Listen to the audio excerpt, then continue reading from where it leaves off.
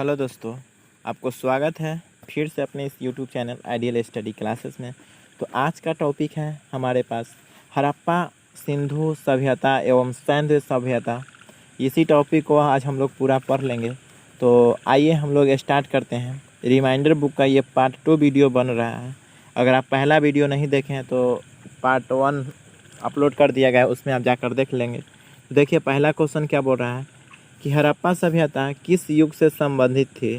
तो हड़प्पा सभ्यता कांस्य युग से संबंधित थी। अगला प्रश्न, भारत की खोज का श्रेय किसे दिया जाता था। तो राम बहादुर दयाराम साहनी को दिया जाता था। अगला प्रश्न देखिए, हड़प्पा सभ्यता का काल है तो 2500 ईसा पूर्व से 1500 ईसा पूर्व तक है। अगला प्रश्न देखिए, किस आधार पर हड़प्पा सभ्यता का काल 2350 ईस्वी पूर्व से 1750 ईस्वी माना गया है।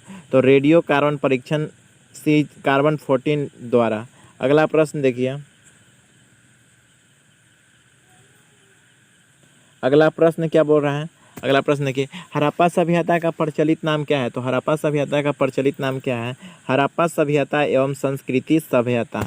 अगला प्रश्न देखिए, हड़प्पा संस्कृति की जानकारी का प्रमुख स्रोत है। तो पुरातात्विक की खुदाई। अगला प्रश्न, हड़प्पा सभ्यता के औजार और अस्त्र मुख्यतः बनाए जाते थे। तो तांबा, टीन और कांस्य से बनाए जाते थे। अगला प्रश्न देखिए, भारत में चांदी का उपलब्धता की प्राचीनतम साक्ष्य मिलते हैं। तो हड़प्पा संस्कृति से मिलते हैं।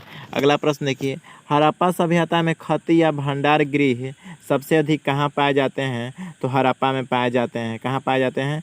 हड़प्पा में पाए जाते हैं। अगला प्रश्न देखिए,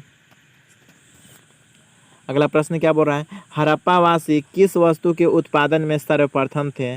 तो कपास के उत्पादन में सर्वप्रथम थे। अगला प्रश्न देखिए, हड़प्पा सभ्यता में भगवान शिव की पूजा किस रूप में की जाती थी। तो पशुपतु के रूप में की जाती थी। अगला प्रश्न देखिए, हड़प्पा सभ्यता से संबंधित स्थल मालोवन स्थित है। तो गुजरात में स्थित है। कहाँ पर स्थित है। गुजरात में स्थित है। अगला प्रश्न देखिए, हड़प्पा संस्कृति के स्थलों का सर्वाधिक संकेंद्रण किस नदी के किनारे प्राप्त हुआ है। तो किस नदी के प्राप्त, हखरा एवं सरस्वती नदी के किनारे पर प्राप्त हुआ है। अगला प्रश्न देखिए, हड़प्पा की मुहर बनाई जाती थी। तो सेलखरी की। किसकी बनाई जाती थी। सेलखरी की। अगला प्रश्न देखिए, किस पुरातत्वविद में ने सिंधु घाटी सभ्यता स्थल मोहनजोदड़ो प्रारंभिक की खोज की गई थी। रखालदास बनर्जी ने की थी। मोहनजोदड़ो की प्रारंभिक खोज किसने की थी। तो रखालदास बनर्जी ने की थी। आइए हम लोग अगला प्रश्न देखते हैं। अगला प्रश्न क्या बोल रहा है, सिंधु सभ्यता किस युग से संबंधित है। तो आंध्र ऐतिहासिक युग से संबंधित है। अगला प्रश्न देखते हैं, सिंधु सभ्यता का कौन सा स्थान भारत में स्थित है। तो लोथल स्थित है। अगला प्रश्न देखिए, सिंधु घाटी की सभ्यता मुख्यतः कैसी थी। तो शहरी थी। कैसी थी। शहरी थी। अगला प्रश्न देखिए, सिंधु घाटी सभ्यता किस रूप में जानी जाती है। तो नगर नियोजन के रूप में जानी जाती है। अगला प्रश्न देखिए, सिंधु सभ्यता के व्यक्तियों का मुख्य आहार क्या था। तो गेहूं था। अगला प्रश्न देखिए, अगला प्रश्न क्या बोल रहा है, सिंधु घाटी सभ्यता के व्यक्तियों का मुख्य आहार क्या था। तो गेहूं था। अगला प्रश्न, सिंधु घाटी की सभ्यता के लोगों का धर्म मुख्यतः किस पर आधारित थी। तो मातृ देवी पूजा पर आधारित थी। मातृ देवी की पूजा पर आधारित थी। तो आइए हम लोग अगला प्रश्न की ओर बढ़ते हैं।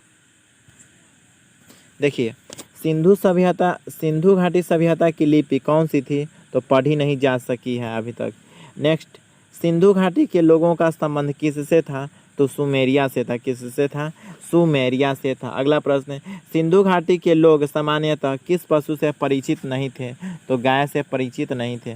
अगला प्रश्न देखिए, सिंधु सभ्यता के निवासियों द्वारा किन खाद्यान्नों का उत्पादन किया जाता है। तो गेहूं का, जौ का, कपास का एवं मटर का किया जाता है। अगला प्रश्न देखिए, किस स्थान से सिंधु घाटी संस्कृति से संबंध विख्यात वृषभ मुद्रा प्राप्त हुई थी। तो मोहनजोदड़ो से प्राप्त हुई थी। अगला प्रश्न देखिए, सिंधु घाटी के लोग अभी अनभिज्ञ थे। तो लोहा से अनभिज्ञ थे। अगला प्रश्न, सिंधुवासी सीसा का आयात कहाँ से करते थे। तो ईरान से करते थे। कहाँ से करते थे। ईरान से करते थे। अगला प्रश्न देखिए, सिंधुवासी सेलखरी का आयात कहाँ से करते थे। तो राजस्थान से करते थे। कहाँ से करते थे।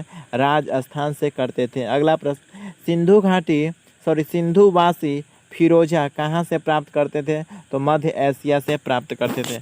अगला प्रश्न देखिए, सिंधुवासी उपासना नहीं करते थे? तो विष्णु की उपासना नहीं करते थे। अगला प्रश्न देखिए, सिंधु सभ्यता के किस स्थान से बुना हुआ कपड़ा प्राप्त हुआ है? तो मोहनजोदड़ो से। अगला प्रश्न, सिंधु घाटी सभ्यता के लोग किस धातु के सिक्के का प्रयोग करते थे? तो ताम्र धातु यानी कि तांबा का धातु। अगला प्रश्न, सिंधु सभ्यता में दास प्रथा का अनुमान किससे लगाया जाता है? तो किससे लगाया जाता है? श्रमिकों के लिए निर्मित आवास द्वारा। अगला प्रश्न देखिए, अगला प्रश्न क्या बोल रहा है, सिंधु सभ्यता के मुहरे पर बने स्वास्तिक के चिन्ह से किस देवता का उपासना का अनुमान लगाया जाता था? तो सूर्य देवता का अनुमान लगाया जाता था। अगला प्रश्न देखिए, सिंधु सभ्यता का समूचा क्षेत्र कैसा है? तो त्रिभुजाकार है। कैसा है? त्रिभुजाकार है। अगला प्रश्न देखिए, सिंधु सभ्यता के विस्तार कहाँ से कहाँ तक है? तो पूर्व में अलीमगढ़पुर से, पश्चिम में सातकोंडर से, उत्तर में भांडा तथा दक्षिण में दैमाबाद तक है। अगला प्रश्न देखिए, सैंधो सभ्यता में मोहरों पर किस पशु का सर्वाधिक उत्कीर्ण हुआ है? तो कुब्बर वाला वृषभ यानी सांड को कहा जाता है। अगला प्रश्न देखिए, सैंधो सभ्यता के महान स्नानगर कहाँ से प्राप्त हुए हैं? तो मोहनजोदड़ो से प्राप्त हुए। कहाँ से? मोहनजोदड़ो से प्राप्त हुए हैं। अगला प्रश्न देखिए आप लोग, अगला प्रश्न क्या बोल रहा है, सैंधो सभ्यता कालीन अर्थव्यवस्था प्रमुख रूप से किस पर आधारित है? तो कृषि पर आधारित है। अगला प्रश्न देखिए, 1953 ईस्वी में बीबी लाल तथा बी के थापर के निर्देशन में किस सैंधो का स्थल उत्खनन किया गया है? तो कालीबंगन में किया गया है, कालीबंगा में। अगला प्रश्न देखिए, पंजाब में कौन कौन सा सैंधो स्थल थे? तो हड़प्पा, रहमान, ढेरी, सरायखोली और जलीलपुर थी। अगला प्रश्न देखिए, सैंधो निवासियों के धार्मिक जीवन में कौन सा तत्व विद्वान नहीं था? तो विशिष्ट मूर्ति की पूजा विद्वान नहीं था। अगला प्रश्न देखिए, सैंधो सभ्यता के निवासियों द्वारा किस धातु का प्रयोग सर्वाधिक किया गया था? तो कांस्य का यानी कांस्य का। अगला प्रश्न देखिए, अगला प्रश्न बोल रहा है, सैंधो निवासियों के लिए किस वस्तु का आयात सबसे महत्वपूर्ण था? तो धातु एवं बहुमूल्य पत्थर। अगला प्रश्न क्या बोल रहा है, सैंधो सभ्यता के लोग किस धातु से परिचित नहीं थे? तो लोहा से परिचित नहीं, यानी लोहा का ज्ञान नहीं था उनको। सैंधो सभ्यता को कहाँ के लोग बसाया था? तो भूमध्य सागर के लोग उनको बसाया था। अगला प्रश्न, सैंधो सभ्यता के लोग कौन कौन से सामान का उपयोग आभूषण के निर्माण में करते थे? तो सोना, चांदी, ताम्र, हाथी दांत एवं हड्डियों का प्रयोग करते थे। अगला प्रश्न, सैंधो सभ्यता से संबंध किन स्थलों से चावलों की खेती के प्रमाण मिले हैं? तो लोथल और रंगपुर से मिले। किससे? लोथल और रंगपुर से मिले। अगला प्रश्न देखिए, अगला प्रश्न क्या बोल रहे हैं, आप लोग ध्यान से समझते रहिए, वीडियो को देखिए। किस फसल के उत्पादन के संबंध में सैंधो स्थलों से कोई प्रमाण नहीं मिला है? तो दाल का प्रमाण नहीं मिला है। नेक्स्ट, सैंधोकालीन नगरों में किन दो नगरों का प्रयोग संभवतः राजधानी के रूप में किया गया है? तो हड़प्पा और मोहनजोदड़ो के। अगला प्रश्न देखिए, सैंधोकालीन मोहरों से जानकारी मिलती है तो लिपि तथा धर्म की जानकारी मिलती है। अगला प्रश्न देखिए,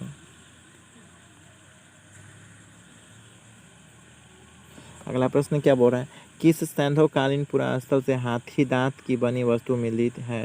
तो लोथल से।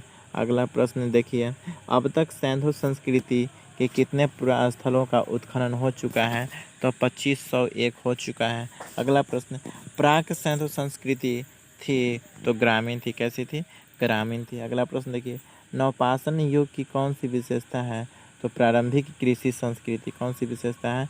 प्रारंभिक कृषि संस्कृति। अगला प्रश्न देखिए, भारत में खोजा गया सबसे पहला पुराना शहर कौन सा था? तो हड़प्पा था। कौन सा था? हड़प्पा था। अगला प्रश्न देखिए, भारत में चांदी की उपलब्धता के प्राचीनतम साक्ष्य मिलते हैं तो हड़प्पा संस्कृति से मिलते हैं। हड़प्पा संस्कृति से मिलते हैं। अगला प्रश्न देखिए, कालीबंगा कहाँ स्थित है? तो राजस्थान में स्थित है। कहाँ स्थित है? कालीबंगा राजस्थान में स्थित है। कहाँ स्थित है? राजस्थान में। अगला प्रश्न देखिए, अगला प्रश्न क्या बोल रहा था, पूरा पाषाण काल में सावधानों की कौन सी प्रवृत्तियाँ प्रचलित नहीं थी? तो मानव के साथ कुत्तों को गाड़ना। अगला प्रश्न देखिए, अगला प्रश्न क्या बोल रहा है, नवपाषाण काल की धार्मिक प्रथा के संबंध में कौन से अभिलक्षण स्पष्ट रूप से प्रचलित नहीं थे, परिलक्षित होते हैं? तो मातृदेवी की पूजा, मातृदेवी की पूजा। अगला प्रश्न देखिए, मोहनजोदड़ो की सर्वाधिक चौड़ी सड़क जिसे राजपथ कहा जाता था, उसकी चौड़ाई कितना था? 10 मीटर था। कितना था? 10 मीटर था। अगला प्रश्न देखिए, भारत में सर्वप्रथम पाषाणकालीन सभ्यता की खोज कब की गई थी? 1863 ईस्वी में की गई थी। भारत में जानवर पालने की शुरुआत कब हुई थी? तो मध्य पाषाण काल में की गई थी। कब? मध्य पाषाण काल में की गई थी। भारत में नवपाषाण काल युग का प्रारंभ कब से माना जाता था? तो 7000 ईसा पूर्व के लगभग माना जाता था। अगला प्रश्न देखिए, सर्वप्रथम पूर्व पाषाणकालीन उपकरण भारत में किस स्थान से खोजा गया? तो दक्षिण भारत की कोर्तलायर नदी घाटी से खोजा गया। अगला प्रश्न देखिए, सर्वप्रथम पाषाणकालीन उपकरण के खोजने का श्रेय किसे दिया जाता है? तो डी टेरा को दिया जाता है। किसे? डी टेरा को दिया जाता है। अगला प्रश्न देखिए, अगला प्रश्न क्या बोल रहा है, आप लोग ध्यान से समझिए। किस नवपाषाणकालीन स्थल से माली के साथ कब्रों में कुत्ते को भी दफनाए जाने का अवशेष प्राप्त हुआ? तो बुर्ज होम। अगला प्रश्न देखिए, किस नवपाषाणकालीन पूरा स्थल से नवपाषाण के साथ साथ ताम्र तथा लौह संस्कृति के भी अवशेष मिले हैं? तो कोल्डी हवा। अगला प्रश्न देखिए, पक्की मिट्टी के बने हल का एक प्रतिरूप कहाँ से प्राप्त हुए हैं? तो वनमाली से प्राप्त हुए हैं। कहाँ से प्राप्त हुए हैं? वनमाली से प्राप्त हुए हैं।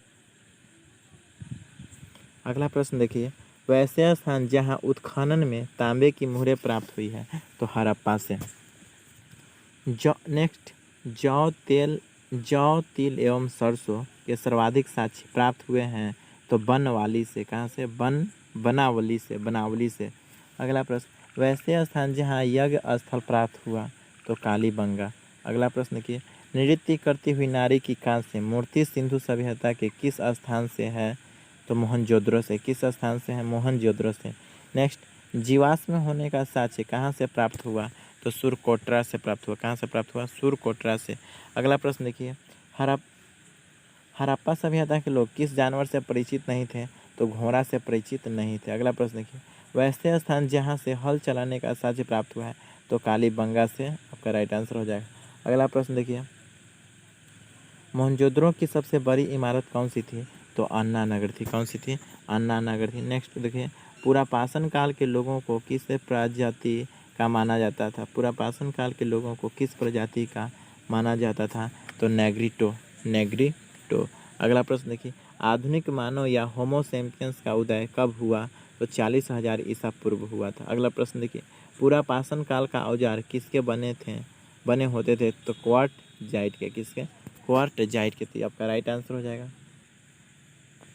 अगला प्रश्न देखिए, मानव द्वारा बनाया जाने वाला प्रथम औजार था? तो मानव द्वारा बनाया जाने वाला प्रथम औजार क्या था? कुल्हाड़ी। ये आपका VVI प्रश्न है, एग्जाम में कई बार पूछ चुका है। अगला प्रश्न देखिए, पूरा पाषाण काल को अन्य किस नाम से जाना जाता है? तो आखेट युग से। किस नाम से? आखेट युग से। अगला देखिए, किस काल को फलक संस्कृति के नाम से भी जाना जाता है? तो मध्य पूरा पाषाण काल से। मध्य पूरा पाषाण काल से। अगला प्रश्न देखिए, नियंडर स्थल मानव का उद्भव किस काल में हुआ था? तो मध्य पूरा पाषाण काल में हुआ था। अगला प्रश्न देखिए, पूरा पाषाण काल में मानव का मुख्य पेशा क्या था? तो आखेट था। क्या था? आखेट था। आइए अगला प्रश्न देखिए आप लोग, पशुपालन का प्रारंभ किस काल में हुआ था? तो मध्य पाषाण काल में हुआ था। नेक्स्ट, मध्य पाषाण काल का सबसे प्रमुख लक्षण कौन सा है? तो लघु औजार है। अगला, कृषि कार्य की शुरुआत किस काल में हुई? नवपाषाण काल में। नेक्स्ट, चाक या पहिए का आविष्कार किस काल में हुआ? तो नवपाषाण काल में हुआ। किस काल में हुआ? नवपाषाण काल में हुआ। अगला प्रश्न देखिए, नवपाषाण काल के किस स्थल से युगल सावधान का अवशेष प्राप्त हुआ? तो नागा अर्जुन कोंडा। अगला प्रश्न देखिए, मातृ देवी की प्रतिमा कहाँ से प्राप्त हुई है? तो इनाम गांव महाराष्ट्र से। यानी इनाम गांव कहाँ पर है? महाराष्ट्र में है। अगला प्रश्न देखिए, अगला प्रश्न क्या बोल रहा है आप लोग देखिए। भवन निर्माण कला की शुरुआत किस काल में हुई? तो नवपाषाण काल में हुई। किस काल में हुई? भवन निर्माण कला की शुरुआत किस काल में हुई?